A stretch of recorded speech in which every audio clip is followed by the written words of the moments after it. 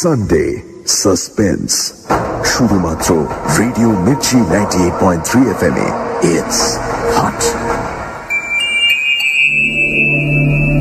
বাংলা সাহিত্যের রোমাঞ্চকর কিছু গল্প দিয়ে সাজানো আমাদের এই বিশেষ নিবেদন সানডে সাসপেন্স। আজ আপনার জন্য সত্যজিৎ রায়ের অনুবাদ করা গল্প মঙ্গলি স্বর্গ। মূল কাহিনী রে ব্র্যাডবেরির মার্স ইজ হেভেন, যেটি প্রকাশিত হয়েছিল 1948 সালে। রে ব্র্যাডবেরি আমেরিকান সায়েন্স ফিকশন, রহস্য, রোমাঞ্চ ও ফ্যান্টাসি রাইটার। সত্যজিৎ রায়ের সমসাময়িক ছিলেন তিনি। মার্স ইজ হেভেন গল্পটি বিশ্বের সর্বকালের সেরা একটি সায়েন্স ফিকশন কাহিনী বলে সমাদৃত। সত্যজিৎ রায়ের অনুবাদটি প্রথম প্রকাশিত হয়েছিল শারদীয়া সন্দেশে, বাংলা 1391 বঙ্গাব্দে, অর্থাৎ ইংরেজি 1984 খ্রিস্টাব্দে। এই গল্পটি আমরা নিয়েছি আনন্দ পাবলিশার্স থেকে প্রকাশিত ব্রাজিলের কালো বাঘ বইটি থেকে। প্রধান চরিত্রে captain John Black, Samuel Hinkston, David Lustig আর মঙ্গল গ্রহের অধিবাসীরা। গল্প পাঠে মীর, গল্পের সূত্রধার দীপ। অন্যান্য ভূমিকায় শান্তনা চৌধুরী, জগন্নাথ বসু, শর্মী, পুষ্পল এবং অনির্বাণ। শুরু হচ্ছে মঙ্গলি স্বর্গ।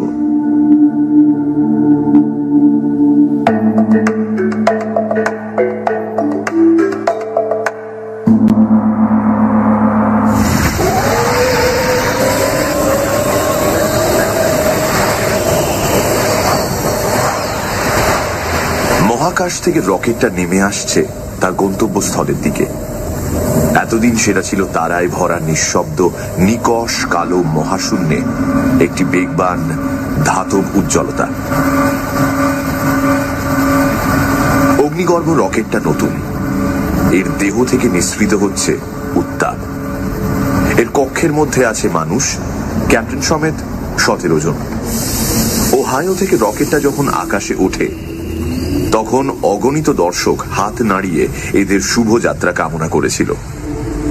প্রচন্ড অগ্নুদ্গারের সঙ্গে সঙ্গে রকেটটা সোজা উঠে ছুটে গিয়েছিল মহাশূন্যের দিকে, মঙ্গল গ্রহকে লক্ষ্য করে। এই নিয়ে তৃতীয়বার রকেট অভিযান। এখন রকেট মঙ্গল গ্রহের বায়ুমণ্ডলে প্রবেশ করেছে। তার গতি ক্রমশ কমে আসছে।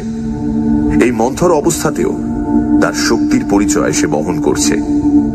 এই শক্তি তাকে চালিত করেছে মহাকাশের কৃষ্ণ সাগরে। চাঁদ পেরোনোর পরেই তাকে পড়তে হয়েছিল অসীম শূন্যতার মধ্যে। যাত্রীরা নানান প্রতিকূল অবস্থায় বিধ্বস্ত হয়ে আবার সুস্থ হয়ে উঠেছিল। একজনের মৃত্যু হয়, বাকি 16 জন এখন স্বচ্ছ জানালার ভেতর দিয়ে বিমুগ্ধ চোখে মঙ্গলের এগিয়ে আসা দেখছে। মঙ্গল গ্রহ সোল্লাসে ঘোষণা করল রকেট চালক ডেভিড লাস্টিগ। এসে গেল মঙ্গল, বলল প্রত্নতত্ত্ববিদ স্যামুয়েল হিংস্টন। যাক, স্বস্তির নিঃশ্বাস ফেলে বললেন ক্যাপ্টেন জন ব্ল্যাক।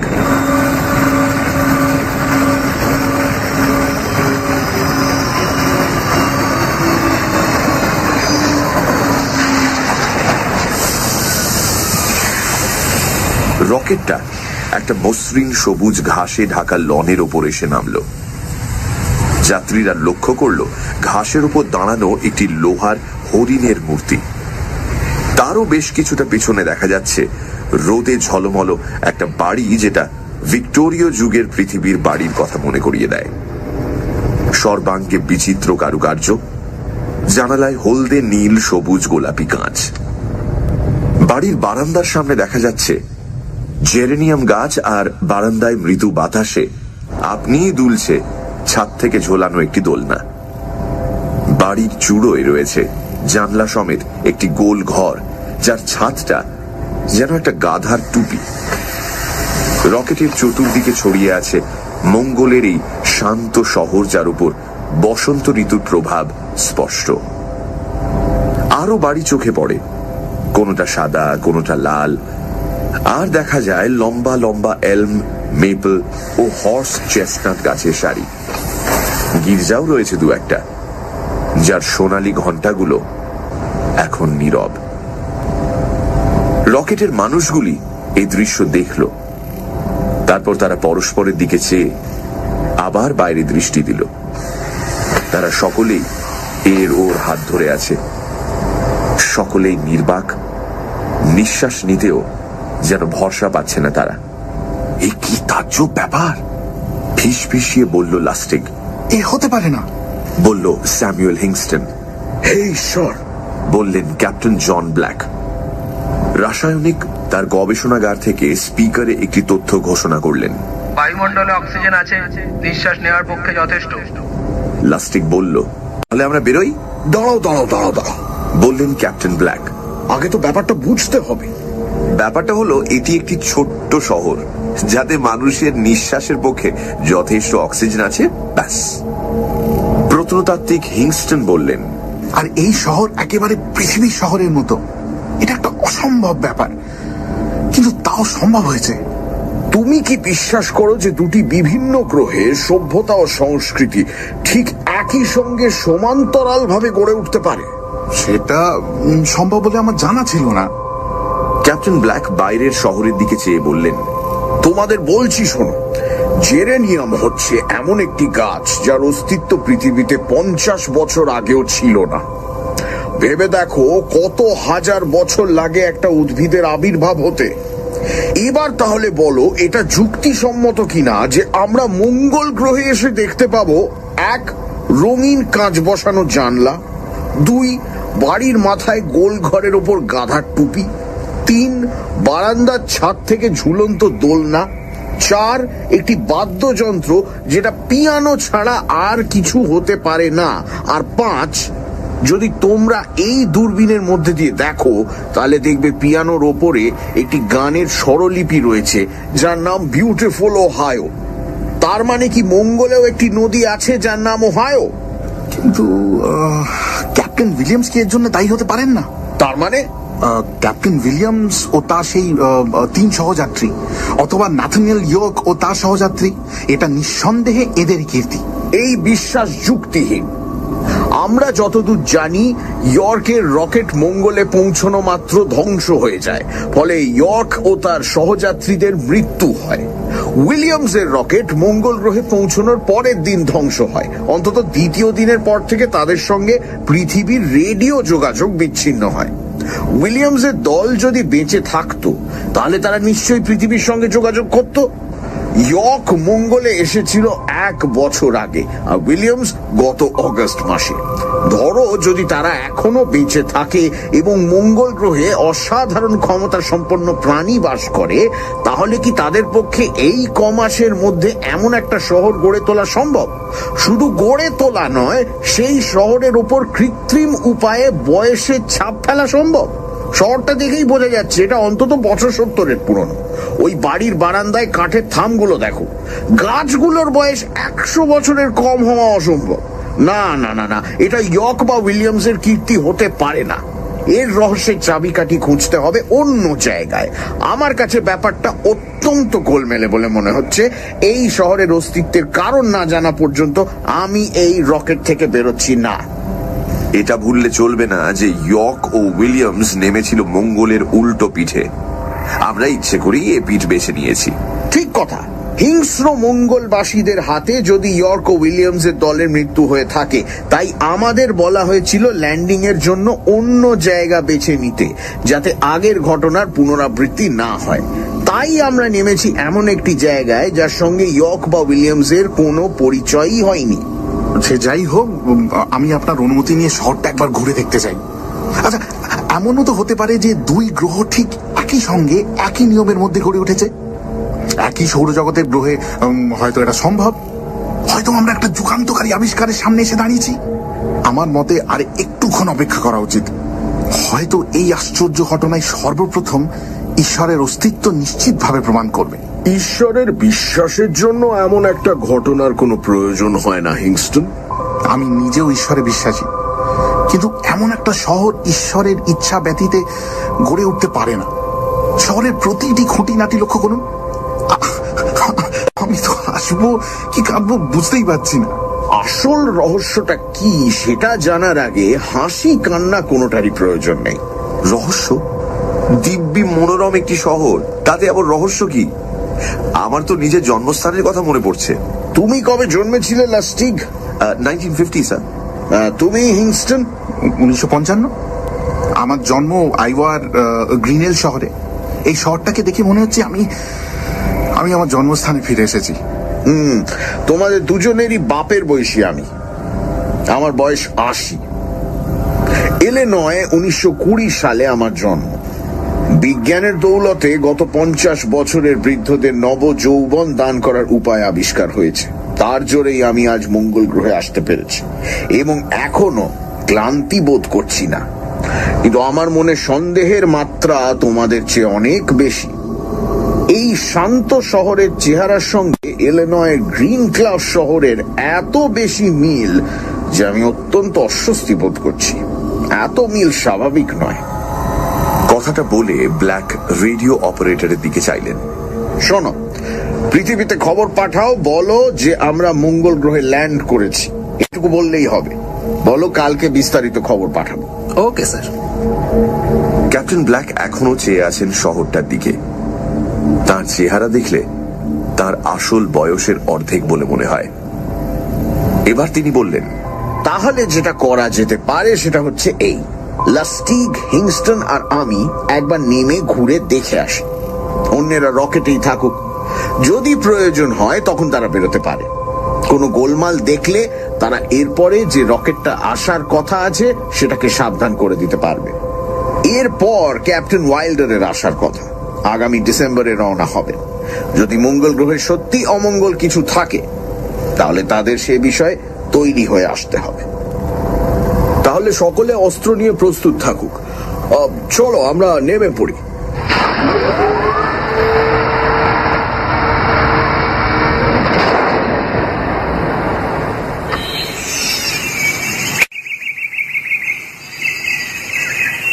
তিনজন পুরুষ রকেটের দরজা খুলে নিচে নেমে গেল। দিনটা চমৎকার, তার উপর আবার বসন্তকালের সব লক্ষণই বর্তমান। একটি রবিন পাখি ফুলে ভরা আপেল গাছের ডালে বসে আনমনে গান গাইছে। মৃদুমন্দ বাতাসে ফুলের পাপড়ি মাঝে মাঝে ঝরে পড়ছে মাটিতে। ফুলের গন্ধ ভেসে আসছে সেই সঙ্গে। কোথা থেকে যেন পিয়ানোর মৃদু টুংটাং শোনা যাচ্ছে, আর সেই সঙ্গে অন্য কোনো বাড়ি থেকে ভেসে আসছে সেই আদ্যিকালের চোঙাওয়ালা গ্রামাফোনে বাজানো আদ্যিকালের প্রিয় গাইয়ে হ্যারি লডারের গান।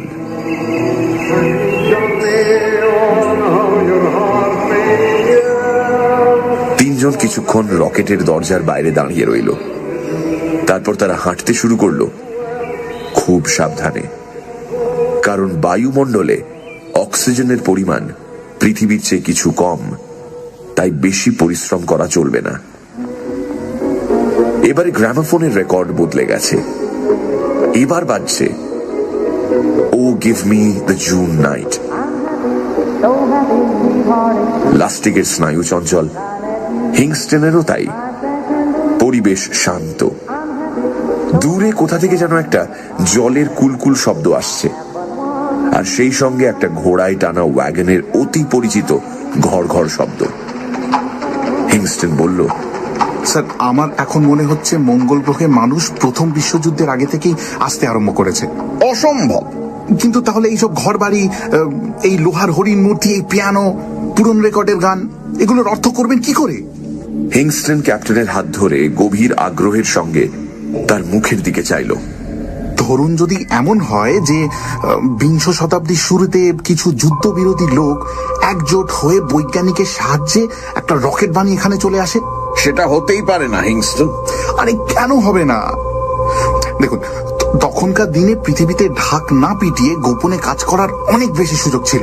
কিন্তু রকেট জিনিসটা তো আর মুখের কথা নয়। সেটা নিয়ে গোপনীয়তা রক্ষা করা তখনকার দিনেও অসম্ভব হতো।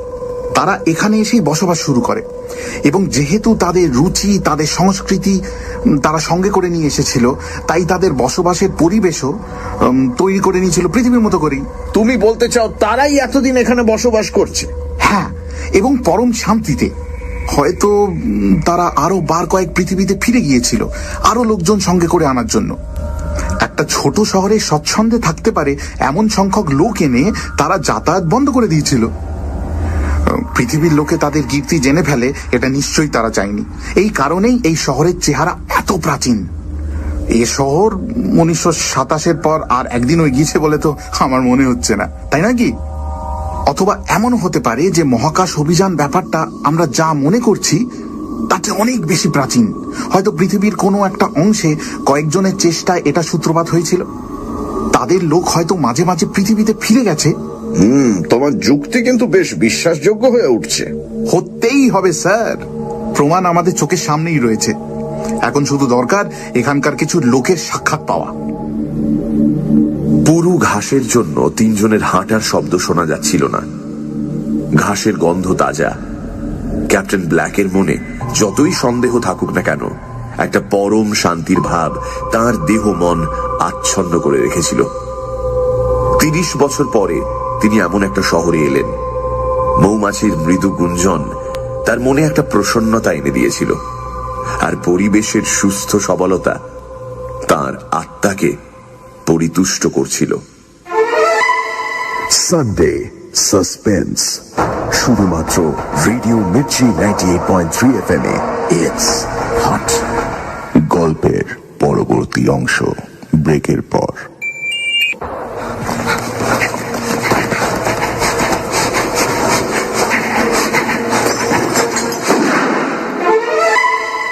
সানডে সাসপেন্স, শুধুমাত্র রেডিও মির্চি 98.3 FM এ। It's hot. সানডে সাসপেন্সে আজ সত্যজিৎ রায়ের অনুবাদ করা রে ব্র্যাডবেরির লেখা মঙ্গলী স্বর্গ। মঙ্গলের মাটিতে নেমে একটা অদ্ভুত দৃশ্য দেখে 3 মহাকাশচারী। মঙ্গলের মাটিতে দাঁড়িয়ে আছে ভিক্টোরিয়ান ইরার একটা গোটা শহর। রঙিন কাঁচ বসানো পুরনো বাড়ি, চার্চ, জেরেনিয়াম গাছ ছড়িয়ে আছে সর্বত্র। একটা সন্দেহ ঢোকে ওদের মনে, তবে কি বহু যুগ ধরেই পৃথিবীর মানুষ পালিয়ে মঙ্গলে বসবাস করছে?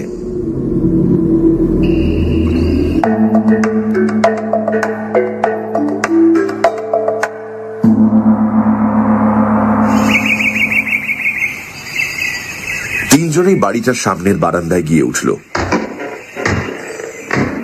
দরজার দিকে এগোনোর সময় কাঠের মেঝেতে ভারী বুটের শব্দ হলো। ভেতরের ঘরটা এখন দেখা যাচ্ছে। একটা পুঁতির পর্দা ঝুলছে, উপরে একটা ঝাড় লণ্ঠন।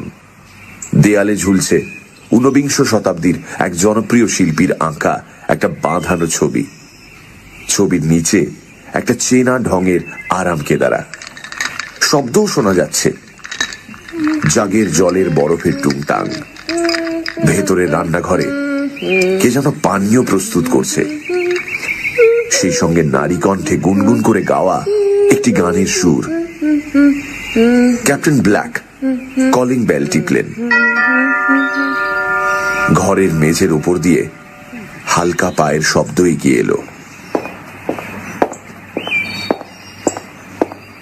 একটি বছর 40-এর মহিলা, যার পরনে 20 শতাব্দীর প্রথম দশকের ঢঙের পোশাক। পর্দা ফাঁক করে তিনজন পুরুষের দিকে জিজ্ঞাসু দৃষ্টি দিলেন। আপনারা কিছু মনে করবেন না? ক্যাপ্টেন ব্ল্যাকের কণ্ঠস্বরে অপ্রস্তুত ভাব। আমরা মানে এই ব্যাপারে আপনি কোনো সাহায্য করতে পারেন কিনা? ভদ্রমহিলা অবাক দৃষ্টিতে দেখলেন ক্যাপ্টেন ব্ল্যাকের দিকে। আপনারা কি কিছু বিক্রি টিক্রি করতে এসছেন? না না, এই শহরটার নাম যদি...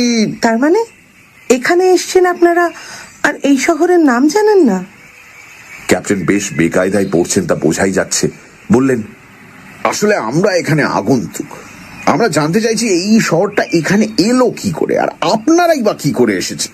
আপনারা কি সেন্সাস নিতে বেরিয়েছেন? না কেনা, এখানে সবাই জানে যে এই শহরটা তৈরি হয়েছিল 1868 সালে। আপনারা কি ইচ্ছে করে বোকা সাজছেন? না না, মোটেই না। আসলে আমরা আসছি পৃথিবী থেকে। পৃথিবী? আগে হ্যাঁ, পৃথিবী, সৌরজগতের 3য় গ্রহ। রকেটে করে এসেছি আমরা। আমাদের লক্ষ্যই ছিল 4র্থ গ্রহ মঙ্গল। মহিলা যেন কতগুলি শিশুকে বোঝাচ্ছে এইভাবে উত্তর দিলেন। এই শহর হলো ইলিনয়, নাম গ্রিন ব্ল্যাক। আমরা থাকি যে মহাদেশে তার নাম আমেরিকা। তাকে ঘিরে আছে আটলান্টিক আর প্রশান্ত মহাসাগর। আমাদের গ্রহের নাম পৃথিবী। আপনারা এখন আসতে পারেন।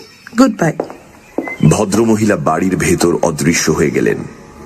তিনজন হতভম্ব ভাবে পরস্পরের দিকে চাইল। লাস্টিক বলল, চলুন সোজা ভেতরে গিয়ে ঢুকি। সে হয় না, এটা প্রাইভেট প্রপার্টি। কি আপদ রে বাবা। তিনজনে বারান্দার সিঁড়িতে বসল। ব্ল্যাক বললেন, এমন একটা কথা কি তোমাদের মনে হয়েছে যে আমরা হয়তো ভুল পথে আবার পৃথিবীতেই ফিরে এসেছি? সেটা কি করে সম্ভব? জানি না, তা জানি না। মাথা ঠান্ডা করে ভাবার শক্তি দাও হে ভগবান। হিংস্টন বলল, আমরা সমস্ত রাস্তা হিসেব করে এসেছি। আমাদের ক্রোনোমিটার প্রতি মুহূর্তে বলে দিয়েছে আমরা কত দূর অগ্রসর হচ্ছি। চাঁদ পেরিয়ে আমরা মহাকাশে প্রবেশ করি। তো এটা মঙ্গল গ্রহ হতে বাধ্য।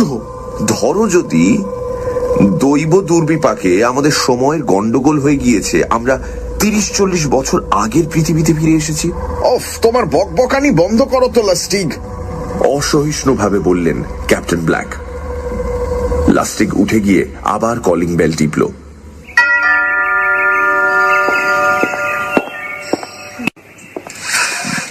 ভদ্রমহিলার পুনরাবির্ভাব হতে সে প্রশ্ন করল, এটা কোন সাল? এটা যে 1926, সেটাও জানেন না?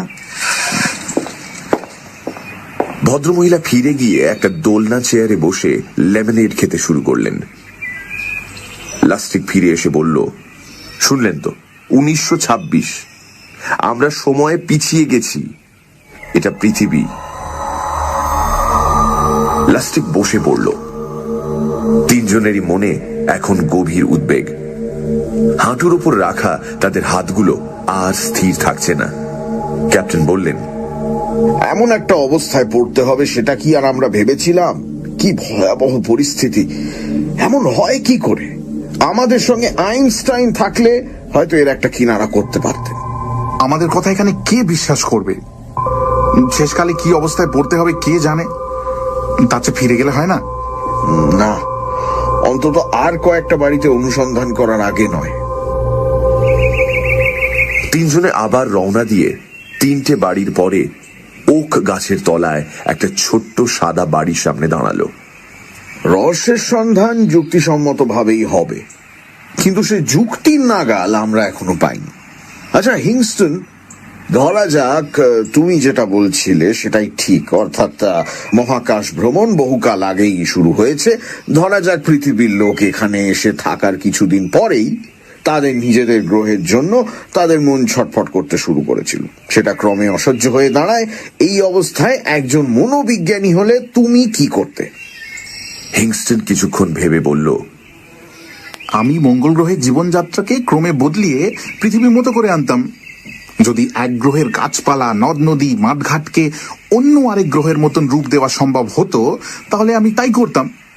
তারপর শহরের সমস্ত লোককে একজোটে হিপনোসিসের সাহায্যে বুঝিয়ে দিতাম যে তারা যেখানে রয়েছে সেটা আসলে পৃথিবী, মঙ্গল গ্রহ নয়। ঠিক বলেছ হিংস্টন, এটাই যুক্তিসম্মত কথা। ওই মহিলার ধারণা তিনি পৃথিবীতেই রয়েছেন, এই বিশ্বাসে তিনি নিশ্চিত। ওর মতো এই শহরের প্রত্যেকটি অধিবাসী একটা বিরাট মোহে আচ্ছন্ন হয়ে ভ্রান্ত বিশ্বাসে দিন কাটাচ্ছে। আমি এই বিষয়ে সম্পূর্ণ একমত। আমিও। যাক, এতক্ষণে কিছুটা স্বস্তি বোধ করছি। রহস্যের একটা কিনারা হলো। সময় এগিয়ে পেছিয়ে যাওয়ার ধারণাটা আমার মোটেই ভালো লাগছিল না, কিন্তু এইভাবে ভাবতে বেশ ভালোই লাগছে। আমার তো মনে হচ্ছে এবার আমরা নিশ্চিন্তে এদের কাছে আত্মপ্রকাশ করতে পারি। তাই কি? ধরুন যদি এরা এখানে এসে থাকে পৃথিবী থেকে মুক্তি পাওয়ার উদ্দেশ্যে, আমরা পৃথিবীর লোক জানলে এরা তো খুশি নাও হতে পারে। আমাদের অস্ত্রের শক্তি অনেক বেশি। চলো দেখি সামনের বাড়ির লোকে কি বলে। কিন্তু মাঠটা পেরোনোর আগেই লাস্টিকের দৃষ্টি হঠাৎ রুখে গেল সামনের রাস্তার একটা অংশে। স্যার, কি হলো লাস্টিক? স্যার, কি দেখছি চোখের সামনে? লাস্টিকের দৃষ্টি উদ্ভাসিত, তার চোখে জল। সে যেন তার নিজের চোখকে বিশ্বাস করতে পারছে না। তাকে দেখে মনে হচ্ছে সে এই মুহূর্তেই আনন্দের আতিশয্যে সংজ্ঞা হারিয়ে ফেলবে। সে বেসামাল ভাবে হোঁচট খেতে খেতে রাস্তার দিকে এগিয়ে গেল। কোথায় যাচ্ছ তুমি? ক্যাপ্টেন ব্ল্যাক সঙ্গে সঙ্গে তার পিছু নিলেন। লাস্টিক দৌড়ে গিয়ে একটা বাড়ির বারান্দায় উঠে পড়ল। বাড়ির ছাদে একটা লোহার মোড়ক। তারপর শুরু হলো দরজায় ধাক্কার সঙ্গে চিৎকার। হিংস্টন ও ক্যাপ্টেন ততক্ষণে তার কাছে পৌঁছে গেছে। দুজনেই ক্লান্ত।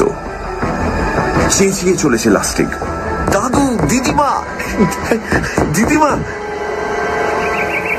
বারান্দার দরজার মুখে এসে দাঁড়ালেন এক বৃদ্ধ ও বৃদ্ধা। তারা দুজনেই একসঙ্গে চেঁচিয়ে উঠলেন, ডেভিড। তারপর তারা এগিয়ে এসে জড়িয়ে ধরলেন লাস্টিককে। ডেভিড, ডেভিড, কত বড় হয়ে গেছিস তুই রে।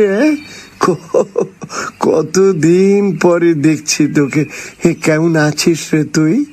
দাদু, দিদিমা, তোমরা তো দিব্যি আছো।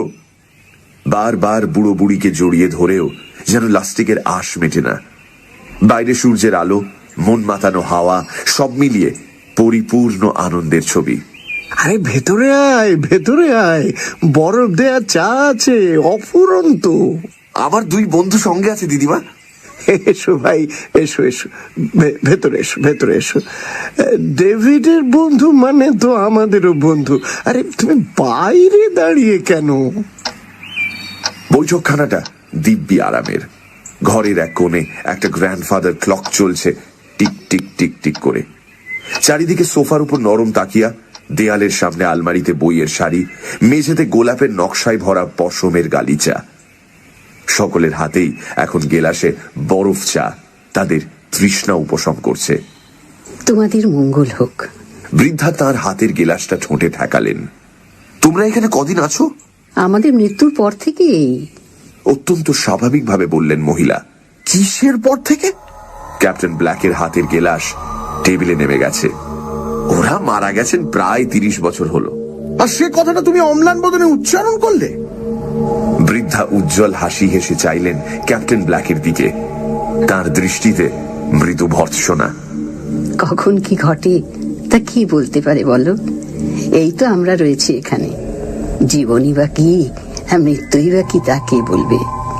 আমরা শুধু জানি যে আমরা আবার বেঁচে উঠেছি। বলতে পারো আমাদের একটা তৃতীয় সুযোগ দেওয়া হয়েছে। বৃদ্ধা উঠে গিয়ে ক্যাপ্টেনের সামনে তার ডান হাতটা এগিয়ে দিলেন। ধরে দেখো, দেখো না। ক্যাপ্টেন ব্ল্যাক বৃদ্ধার কবজির উপর হাত রাখলেন। এটা যে রক্ত মাংসের হাত, তাতে কোনো সন্দেহ আছে কি? ব্ল্যাকের বাধ্য হয়েই মাথা নেড়ে স্বীকার করতে হলো যে নেই। তাই যদি হয় তাহলে সন্দেহ কেন? আসলে ব্যাপারটা হচ্ছে কি, মঙ্গল গ্রহে এসে এমন একটা ঘটনা ঘটবে সেটা আমরা ভাবতেই পারিনি। কিন্তু এখন তো আর সন্দেহের কোনো কারণ নেই। আমার বিশ্বাস প্রত্যেক গ্রহেই ভগবানের লীলার নানান নিদর্শন রয়েছে। এই জায়গাকে কি তাহলে স্বর্গ বলা চলে? হিংস্টন প্রশ্ন করল। মোটেই না, এটা একটা গ্রহ। এখানে আমাদের দ্বিতীয়বার বাঁচার সুযোগ দেয়া হচ্ছে। সেটা কেন দেয়া হয়েছে তা কিন্তু কেউ আমাদের বলেনি। কিন্তু তাতে কি এসে গেল? পৃথিবীতেই বা আমরা কেন ছিলাম তার কারণ তো কেউ বলেনি। আমি অবশ্য সেই অন্য পৃথিবীর কথা বলছি যেখান থেকে তোমরা এসেছো। সেটার আগেও যে আর একটা পৃথিবীতে আমরা ছিলাম না, তার কোনো প্রমাণ আছে কি? তা বটে, বললেন ক্যাপ্টেন ব্ল্যাক। লাস্টিক এখনো হাসি মুখে চেয়ে রয়েছে তার দাদু দিদিমার দিকে।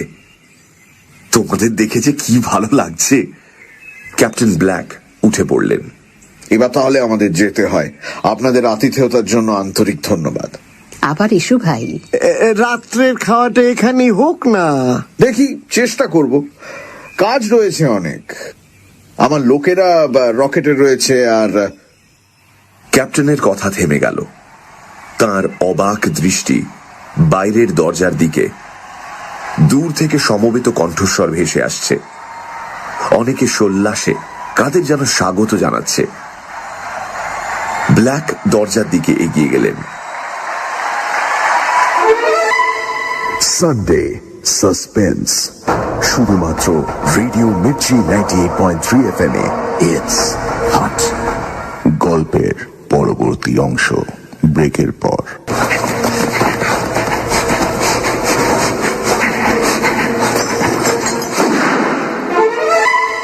সানডে সাসপেন্স, শুধুমাত্র রেডিও মির্চি 98.3 FM এ। It's hot. সানডে সাসপেন্সে আজ সত্যজিৎ রায়ের অনুবাদ করা রে ব্র্যাডবেরির লেখা মঙ্গলী স্বর্গ। এক মহিলার সাথে কথা বলে ওরা। মহিলা বলে এই গ্রহটার নাম নাকি পৃথিবী। অবাক হয়ে যায় ওরা। তবে কি ওরা আবার ঘুরে পৃথিবীতে ফিরে এসেছে? হঠাৎ লাস্টিক তার মৃত দাদু দিদাকে দেখতে পায়। জানা যায় মৃত্যুর পর মানুষের নাকি দ্বিতীয় জন্ম হয় এই মঙ্গলের মাটিতেই।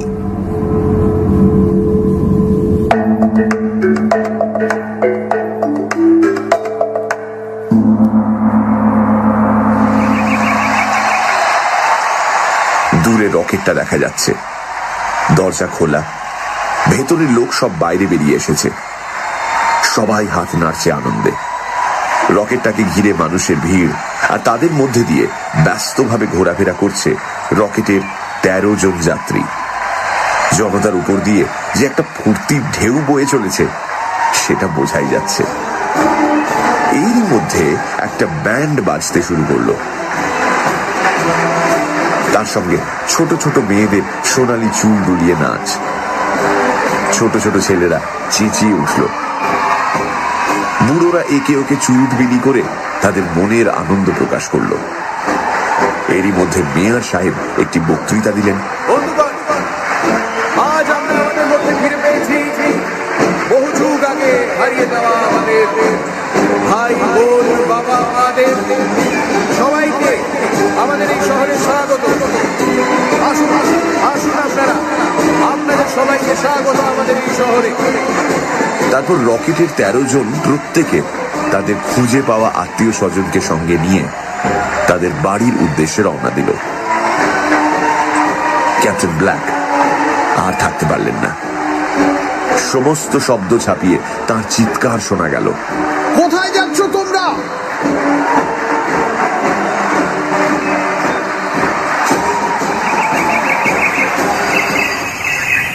ব্যান্ড বাদকেরাও চলে গেল। এখন আর রকেটের পাশে লোক নেই। সেটা ঝলমলে রোদে পরিত্যক্ত অবস্থায় দাঁড়িয়ে আছে। দেখেছো কাণ্ড? রকেটটাকে ছেড়ে চলে গেল। ওদের ছাল চামড়া তুলে দেবো আমি। আমার হুকুম অগ্রাহ্য করে। স্যার, ওদের মাফ করে দিন।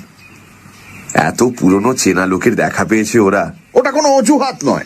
কিন্তু জানলা দিয়ে বাইরে চেনা লোক দেখলে তখন ওদের মনের অবস্থাটা একবার কল্পনা করুন। কিন্তু তাই বলে হুকুম মানবে না? এই অবস্থায় আপনার নিজের মনের অবস্থা কি হতো সেটাও ভেবে দেখুন। আমি কখনোই হুকুম অগ্রাহ্য। ক্যাপ্টেনের কথা শেষ হলো না।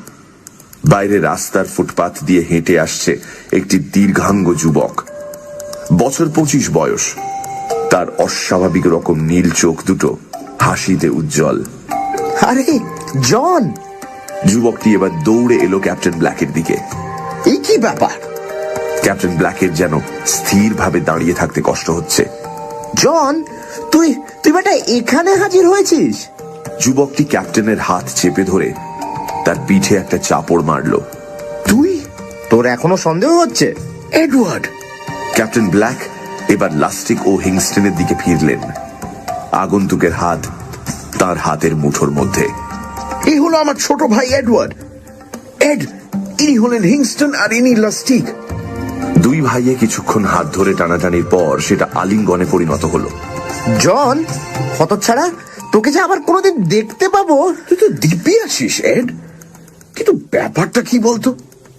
তোর যখন 26 বছর বয়স তখন তো তোর মৃত্যু হয়। আমার বয়স তখন 19। কতকাল আগের কথা। আর আজ মা অপেক্ষা করছেন। মা? বাবাও। বাবা? ক্যাপ্টেন ব্ল্যাক যেন মাথায় প্রচন্ড আঘাত পেয়েছেন। তার গতি টলায়মান। মা বাবা বেঁচে আছেন? কোথায়? আরে আমাদের সেই পুরনো বাড়ি, ওক নোল অ্যাভিনিউ। সেই পুরনো বাড়ি? ক্যাপ্টেন ব্ল্যাকের দৃষ্টি উদ্ভাসিত। শুনলে তোমরা? হিংস্টন ও লাস্টিকের দিকে ফিরলেন জন ব্ল্যাক, কিন্তু হিংস্টন আর নেই। সে তার নিজের ছেলেবেলার বাসস্থানের দেখা পেয়ে সেই দিকে ছুটে গেছে। লাস্টিক হেসে বলল, এইবার বুঝেছেন তো ক্যাপ্টেন আমাদের বন্ধুদের আচরণের কারণটা? হুকুম মানার অবস্থা ওদের ছিল না। বুঝেছি। জন ব্ল্যাক চোখ বন্ধ করে বললেন, যখন চোখ খুলবো তখন কি আবার দেখবো তুই আর নেই? জন চোখ খুললেন। না তো, তুই তো এখনো আছিস। আর কি খোলতাই হয়েছে তোর চেহারা। আয় এবার, লাঞ্চের সময় হয়েছে। আমি মাকে বলে রেখেছি কিন্তু। লাস্টিক বলল, স্যার আমি আমার দাদু ও দিদিমার কাছে থাকবো, প্রয়োজন হলে খবর দেবেন। হ্যাঁ, ও আচ্ছা, ঠিক আছে, পরে দেখা হবে। এডওয়ার্ড জনের হাত ধরে এগিয়ে নিয়ে গেল একটা বাড়ির দিকে। কিরে, মনে পড়ছে বাড়িটা? আরে বাস, আয় তো দেখি কে আগে পৌঁছতে পারে। দুজনে দৌড়লো। চারপাশের গাছ, পায়ের নিচের মাটি দ্রুত পিছিয়ে পড়ল, কিন্তু শেষ পর্যন্ত এডওয়ার্ডেরই জয় হলো। বাড়িটা ঝড়ের মতো এগিয়ে এসেছে সামনে। পারলি না, দেখলি তো? আমার যে বয়স হয়ে গেছে রে। তবে এটা মনে আছে যে কোনোদিনই তোর সঙ্গে দৌড়ে পারিনি। দরজার মুখে মা, স্নেহময়ী মা, সেই দোহারা গড়ন, মুখে উজ্জ্বল হাসি, তার পিছনে দাঁড়িয়ে বাবা, চুলে ছাই রঙের ছোপ, হাতে পাইপ। মা, বাবা। শিশুর মতো হাত বাড়িয়ে সিঁড়ি বেয়ে দৌড়ে এগিয়ে গেলেন ক্যাপ্টেন জন ব্ল্যাক। দুপুরটা কাটলো চমৎকার। খাওয়ার পর জন তার রকেট অভিযানের গল্প করলেন, আর সবাই সেটা উপভোগ করলেন। জন দেখলেন যে তার মা একটুও বদলাননি, আর বাবাও ঠিক আগের মতো করেই দাঁত দিয়ে চুরুটের ডগা ছিঁড়ে ভুরু কুঞ্চিত করে দেশলাই জ্বালালেন। রাতে টার্কির মাংস ছিল। টার্কির পা থেকে মাংসের শেষ কণাটুকু চিবিয়ে খেয়ে ক্যাপ্টেন জন পরম তৃপ্তি অনুভব করলেন। বাইরে গাছপালায়, আকাশে, মেঘে রাত্রির রং, ঘরের মধ্যে ল্যাম্পগুলোকে ঘিরে গোলাপি আভা। পাড়ায় আরো অন্য শব্দ শোনা যাচ্ছে, যেমন গানের শব্দ, পিয়ানোর শব্দ, দরজা জানলা খোলা ও বন্ধ করার শব্দ। মা গ্রামোফোনে একটা রেকর্ড চাপিয়ে নতুন করে ফিরে পাওয়া ছেলের সঙ্গে একটু নাচলেন। মার গায়ে সেই সেন্টের গন্ধ। এই গন্ধ সেদিনও ছিল যেদিন ট্রেনে দুর্ঘটনায় বাপ মা দুজনেরই একসঙ্গে মৃত্যু হয়। জন যে মাকে জড়িয়ে ধরে নাচছে, সেটা যে খাঁটি বাস্তব, সেটা জন বেশ বুঝতে পারছে। মা নাচতে নাচতেই বললেন, বলো তো জন, দ্বিতীয়বার জীবন ধারণের সুযোগ কজনের আসে?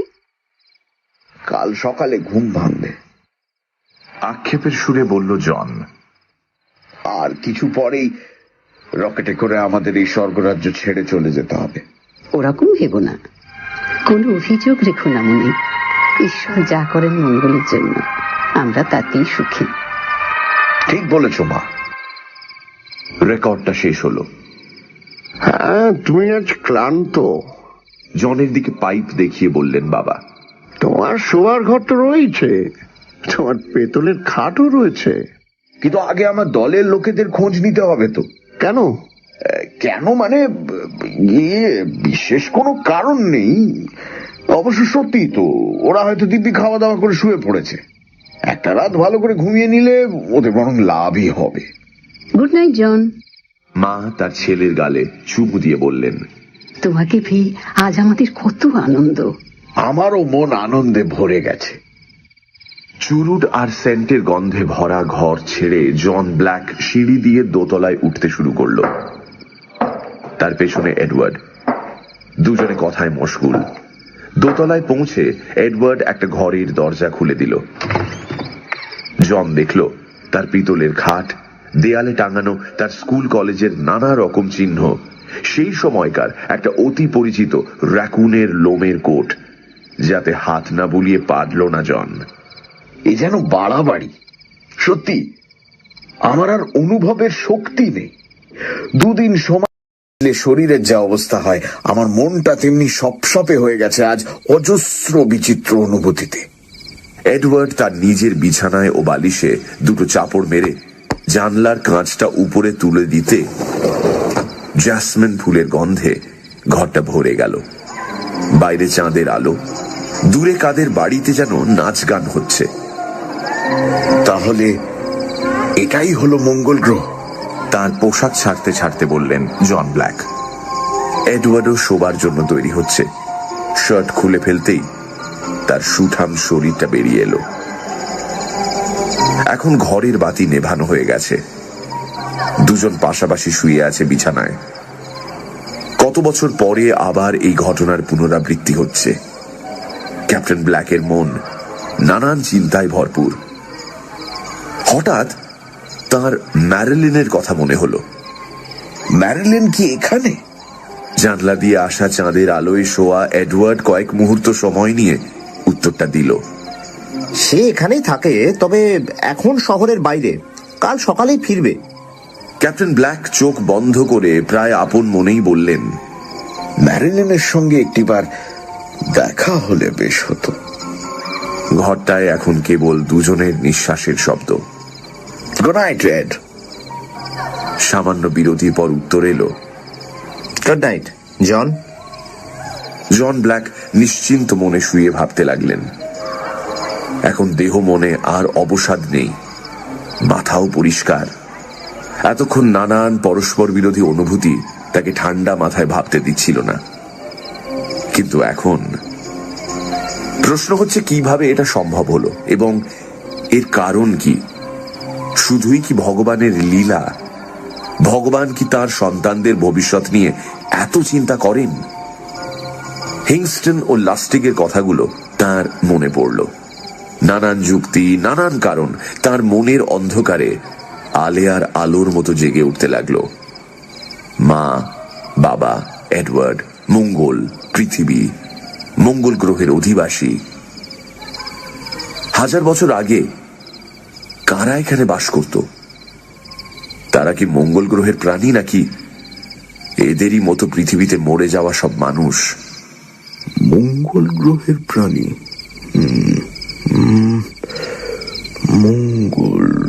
মঙ্গল গ্রহের প্রাণী। মঙ্গল গ্রহের প্রাণী কথাটা দুবার মৃদুস্বরে উচ্চারণ করলেন জন ব্ল্যাক। হঠাৎ তার চিন্তা এক জায়গায় কেন্দ্রীভূত হলো। সবকিছুর একটা মানে হঠাৎ তার মনে জেগে উঠেছে। রক্ত হিম করা মানে।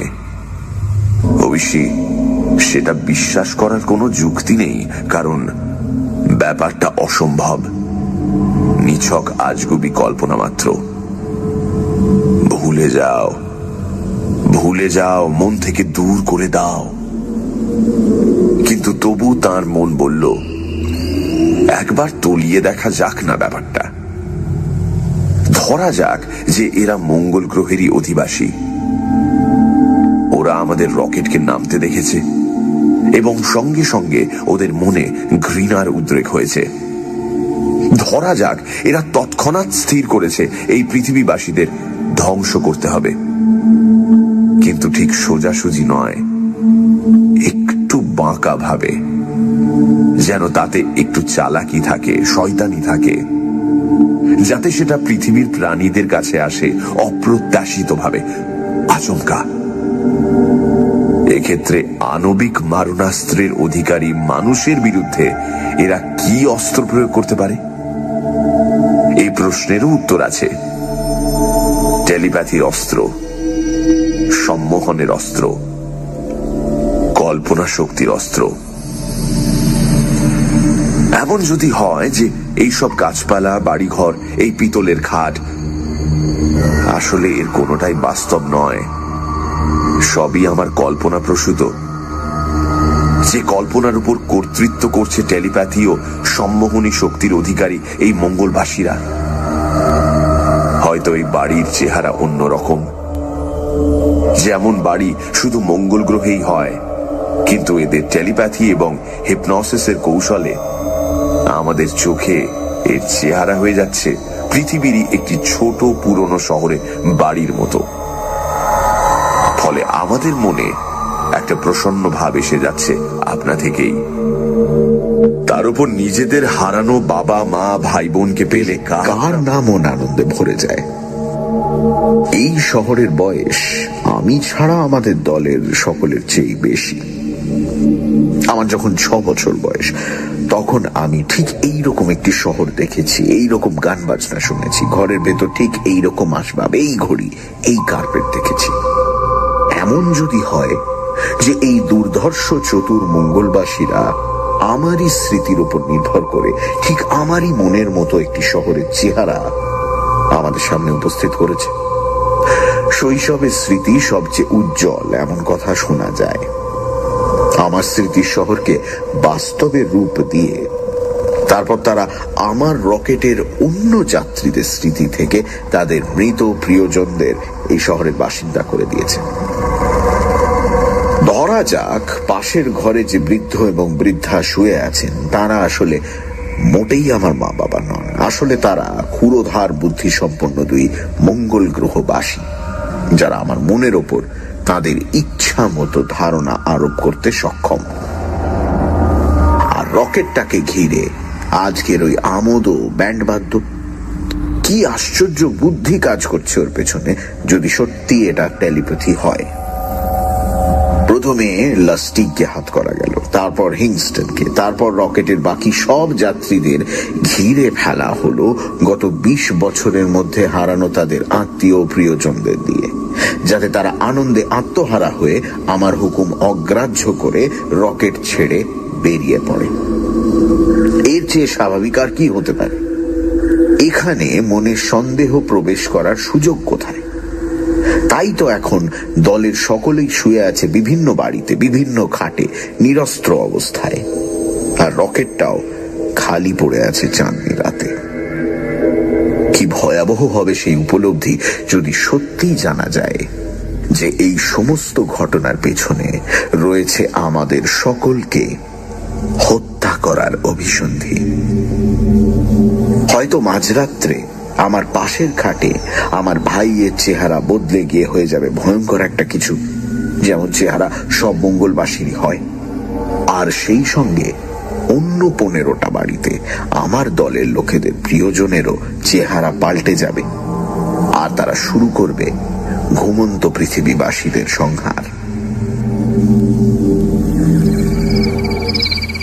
চাদরের তলায় ক্যাপ্টেন জনের হাত দুটো আর স্থির থাকছে না, আর তার সমস্ত শরীর হয়ে গেছে বরফের মতো ঠান্ডা।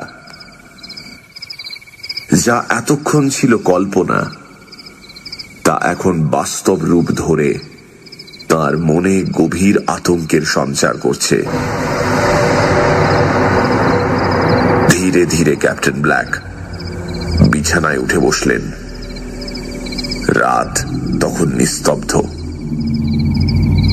বাজনা থেমে গেছে, বাইরে বাতাসের শব্দ আর নেই। পাশের খাটে ভাই শুয়ে ঘুমোচ্ছে। অতি সন্তর্পণে গায়ের চাদরটা গুটিয়ে পাশে রাখলেন ক্যাপ্টেন ব্ল্যাক। তারপর খাট থেকে নেমে কোনো শব্দ না করে ঘরের দরজার দিকে এগিয়ে যেতেই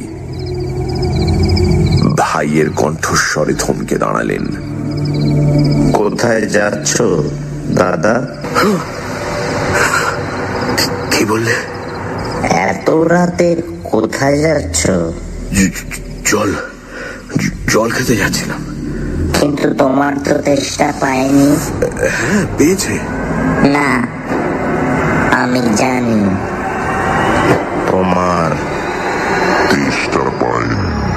ক্যাপ্টেন জন পালাবার চেষ্টায় দৌড়ে গেলে দরজার দিকে, কিন্তু দরজা পর্যন্ত পৌঁছতে পারলেন না।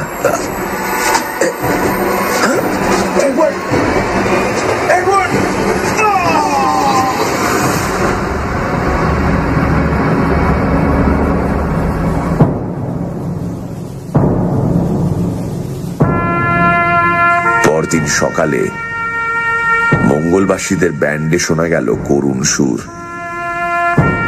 শহরের অনেক বাড়ি থেকে বেরিয়ে এলো লম্বা লম্বা কাঠের বাক্স বহনকারীর দল। মৃত ব্যক্তিদের বাপ মা ভাই বোন সকলের চোখেই জল।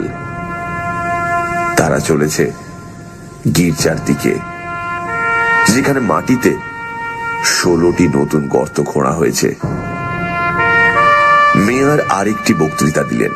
বন্ধুগণ, গতকাল রাতের ঘটনার কথা আপনারা সবাই জানেন। আমরা হারিয়েছি আমাদের বহু আত্মীয় পরিজনকে গতকাল রাতে। এবার দুঃখ প্রকাশ করার জন্য, যদিও তাকে আজ চিনতে পারা মুশকিল, কারণ তার চেহারা দ্রুত রূপান্তরিত হচ্ছে, শহরের সকল যেমন হচ্ছে এই শহরের সমস্ত প্রাণীর। ক্যাপ্টেন ব্ল্যাকের মা, বাবা ও ভাইয়ের চোখে জল হলেও তাদের চেহারা দ্রুত বিকৃত হয়ে আসছে, ফলে তাদের এখন চেনা প্রায় অসম্ভব।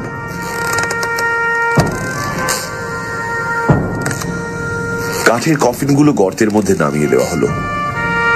কে যেন মন্তব্য করলো, রাতারাতি লোকগুলো শেষ হয়ে গেল। এখন কফিনের ঢাকনার উপর মঙ্গলের মাটি নিক্ষিপ্ত হচ্ছে।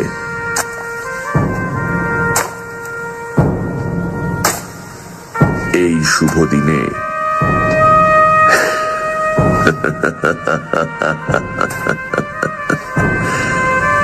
আজ এখানে সকলের ছুটি।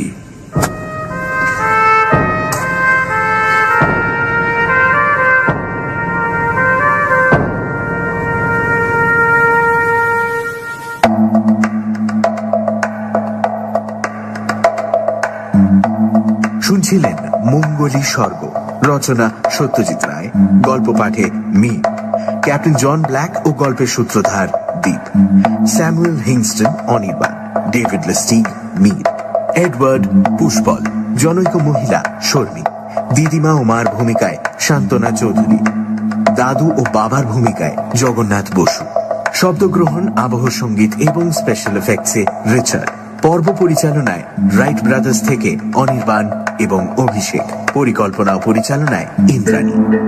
রেডিও মির্চির তরফ থেকে আন্তরিক ধন্যবাদ শ্রী সন্দীপ রায়কে ও শ্রীমতী শান্তনা চৌধুরীকে আমাদের পাশে থাকার জন্য। আগামী সপ্তাহে ঠিক এই সময় আরো একটি রোমাঞ্চকর গল্প নিয়ে হাজির হবে সানডে সাসপেন্স।